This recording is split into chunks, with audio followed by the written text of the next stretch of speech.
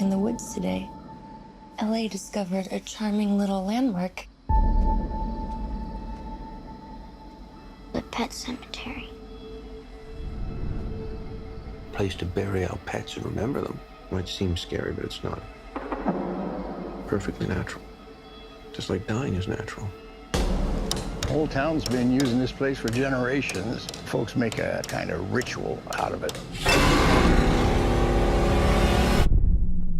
Okay, it's the Pet Sematary, right? I'm aware of it. I know Stephen King wrote it. I've never seen a Pet Sematary film, and I don't even know why I've not seen a Pet Sematary film. I don't know. I have no idea. I've got no explanation for that. So the plot is very simple. There's a family moved to Maine. One of their pets dies.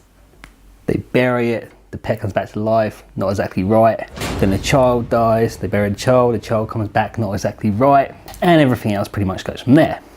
So this film, this 2019 version of Pet Sematary, right, it's got a very slow build to it. And this slow build is very essential because you're asking questions all the way through the film, which is great. So it never leaves it boring, it just feels a little slow. I felt it's more like it could be a TV movie more than a cinema movie. I felt it really wasn't like cinematic enough, but the one thing that was very cinematic about it was the sound design. It was like you're sitting there and with all that great surround sound, you get hearing all these little whispers all over the place. I felt that was great. I found the sound design for this film was awesome.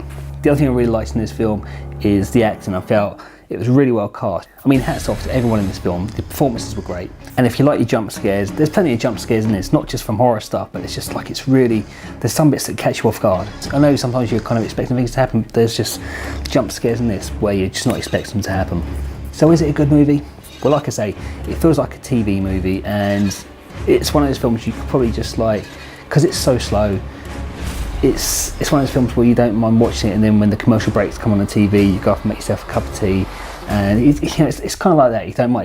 It's not really gripping enough to keep you like focused the entire way through it. It is, for me, it felt like a TV movie. But it's a really good film, it's well acted, it's well made. But if you're not looking to spend the money to go to the cinema, you could probably wait for this one to come on TV or DVD.